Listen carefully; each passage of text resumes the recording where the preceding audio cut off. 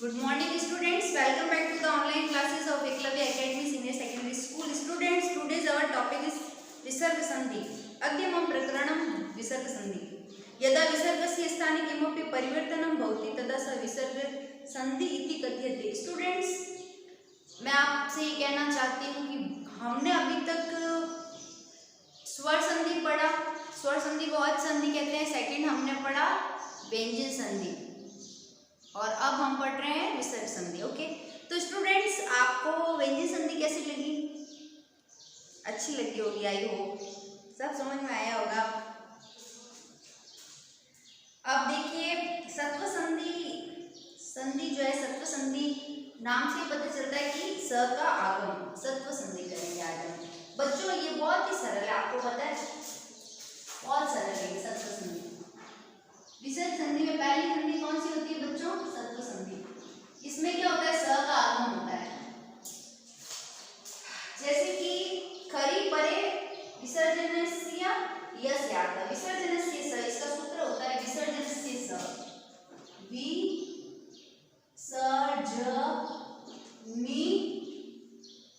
यस्य स. अब देखो बच्चों, ध्यान से देखना. विसर्जनस्य यानी विसर्ग के स्थान पर स का आगम. विसर्जनस्य स यानी विसर्ग के स्थान पर स का आगम. यस. तो बच्चों, इसकी व्याख्या कैसे लिखी है इसने? विसर्ग से स्थाने सकार भवति खरी परे. ओहो, खरी परे होना चाहिए. ओके, ये कहता है कि विसर्ग के स्थान पर स आ जाता है, परे क्या होना चाहिए? खरी. खरी मीन्स खर. खर मीन्स वर्ग का 1 2 धन श श और ह, ये होना चाहिए. स्टूडेंट्स, आई एम सेइंग, मैं आपसे ये कहना चाहती हूँ कि देखो, विसर्ग के स्थान पर स आ जाएगा. विसर्ग के स्थान पर स आ जाएगा खर पर होने पर. ऐसे लिखना है. विसर्ग के स्थान पर ये कटेगा, क्या आ जाएगा? स आ जाएगा. अगर इसके परे क्या होना चाहिए? खर होना चाहिए. खर यानी क्या होना चाहिए? वर्ग का 1 2 यानी क ख च छ ट ठ प फ और क च ट त प. तो क ख और क च च छ और क च ट ट ठ क च ट त त थ और प में प फ यानी 1 2 1 2 1 2 1 2. तो वर्ग का पहला दूसरा. आप कंफ्यूज मत होना बच्चों कि मैडम क्या बोल रहे हैं. 1 2 1 2. ओके, और श और स. You understand? Okay, very good. अब देखो बच्चों, यहाँ पे होगा श, हलंत्यम लगाना है. सब जगह में लगाएंगे यहाँ ना. श और स. श एंड स. यहाँ पे क्या होगा स्टूडेंट्स? हलंत्यम होगा. ओके, और क्या कहूँ, देखो, अब आप कहोगे शर में कौन सा? खर बसानी और विसर्जनीय. नहीं, ऐसा नहीं. मैं माइथुन सूत्र का ख से लेकर र तक बताऊं. खफ चट थच टतव कपय शश शर. शश शर वो है खर. माइथुन सूत्र बोलते देखो कहाँ पे आता है? ख आते ही मैडम स्टॉप हो जाएंगे. देखो, अ ई उण ऋ ऋ ए ओम अय आंच हय वरट लण यमं गणनम जभय गडदस जब गडदस. आया क्या? जब गडदस खफ. अब आया ख. खफ, ये बताओ. खफ छट थज टतव टतव. खफ छट थज टतव कपय कपय श र. कपय शश शर हल. ये थे, यानी कि 11 12 और 13 14 नहीं. अब देखो, ये ख से लेके और ये र तक का. You understand? ये देखो, ये ख से लेके र तक का. तो ख से लेके ये र तक का खर बराबर ये. ऐसे नहीं, ऐसे लिखते बराबर खर. इसमें पीछे वाला बोलते हैं, गिनते नहीं है. पीछे वाला बोलते हैं, गिनते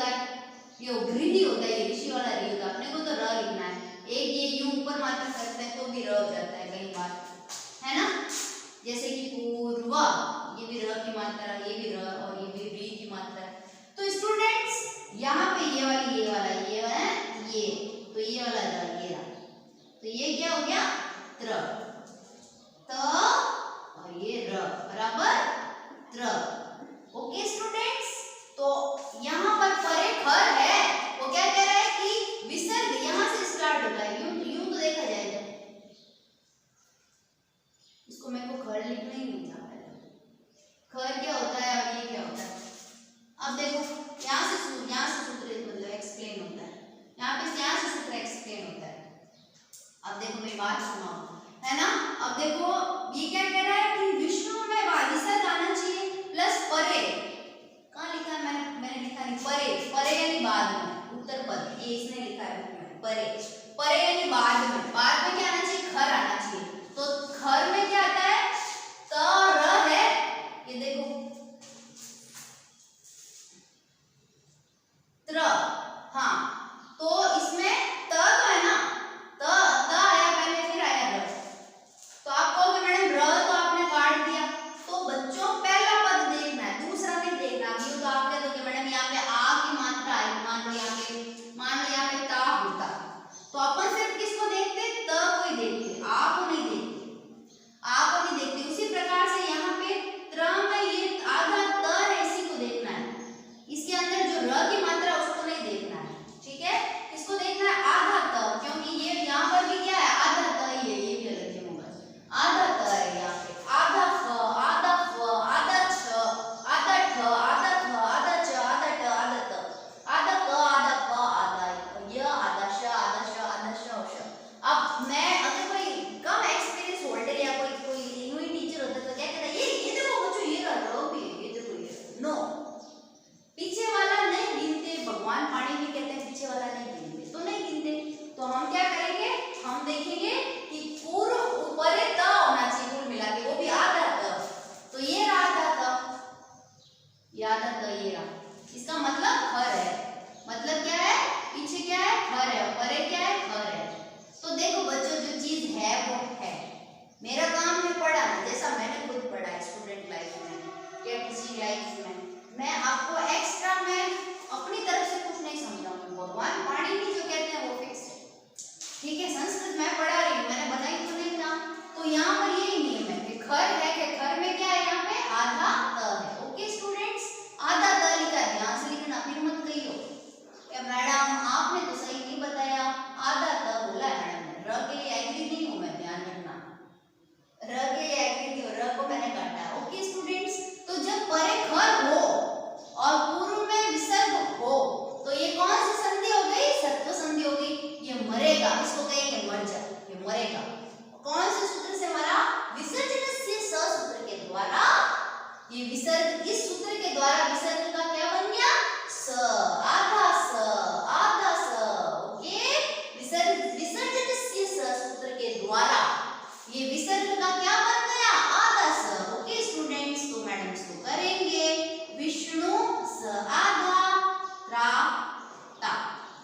ओके स्टूडेंट्स, ये विसर्ग बन गया स में। अब देखो स्टूडेंट्स, बहुत इंपॉर्टेंट चीज बताती हूँ आपको, ये वाला श भी हो सकता है, ये वाला श भी हो सकता है, और ये वाला श भी हो सकता है।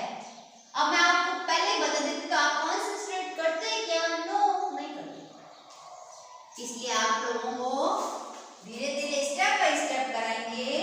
अब देखो राम धन च है, जैसे अब परे खर है, ये देखो ये च इसमें घर में है, हाँ मैडम, तो इसमें हमने आधे च को देखा। अब आप कहोगे मैडम इसमें यूं तो अ भी है, तो अ को नहीं देखना है, अ तो स्वर है, वो खर नहीं है, तो हमको किसको देखना है, आधे च को देखना। ओके स्टूडेंट्स, तो यहाँ पे मैडम लिखेंगे खर, खर क्या है यहाँ पे, आधा च, और ये विसर्ग मरेगा, विसर्जन से स सूत्र कहता है विसर्ग को मर जा, और कौन जन्मेगा, स।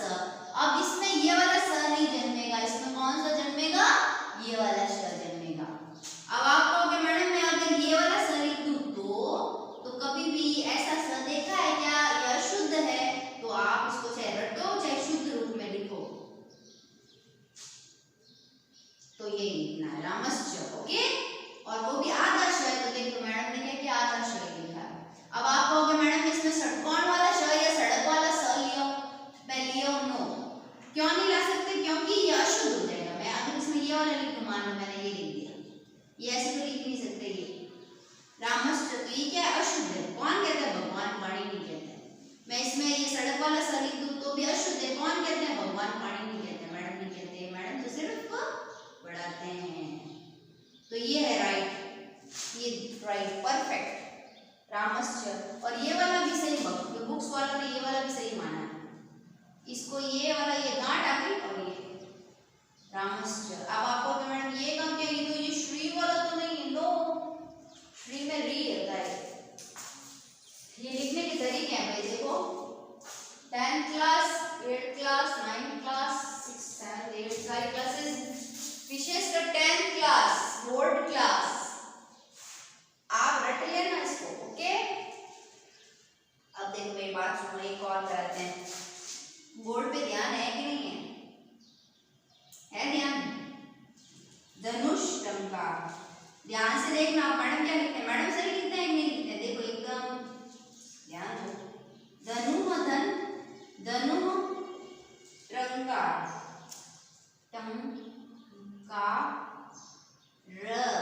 स्टूडेंट्स इधर देखिए, टंकार में ये धनु में विसर्ग है, इसका मतलब विसर्ग संधि है।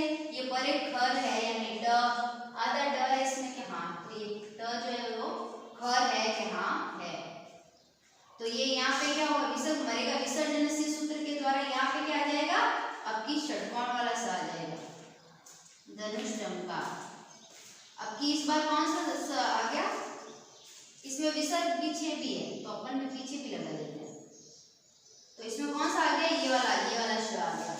आपको अभी मैडम मैं ये वाला श या फिर ये वाला स लिया हूं तो अशुद्ध है, भगवान पाणिनि कहते हैं अशुद्ध है वो लिखा हुआ। एक और एग्जांपल है लास्ट, वो भी करवा देते हैं, क्यों छूटे हैं नहीं। ये लास्ट एग्जांपल है, बस एक आधा सेकंड और क्लास है, आधा मिनट आधा सेकंड या निश्चल। जैसे कि ये छ है, ये रहा छ, तो ये खर है क्या है? खर है क्या है? ये आधा छ, हलंतियों लगाइए, ध्यान रखना, सब में आंख लगाना। ये विसर्ग, विसर्जन से सूत्र कहते हैं विसर्ग को मरेगा। और ये क्या हो गया यहाँ पे? अब यहाँ पे ये वाला श आएगा, वो भी आता है तो ये निश्चल। ओके स्टूडेंट्स, तो आप इसको रटो चाहे समझो, ये आपकी मर्जी, ये बदलेगा नहीं। नियम कभी नहीं बदलते हैं क्लासेस, नियम कभी नहीं बदलेंगे, बदलेंगे आप। अगर आपको क्वेश्चन का आंसर राइट लिखना है तो देख लेना, रट लेना, निश्चल में कौन सा श आता है, धनुष टंकार में कौन सा श आता है, रामश्च में कौन सा आता है और विष्णु स्त्राता में कौन सा स आता है।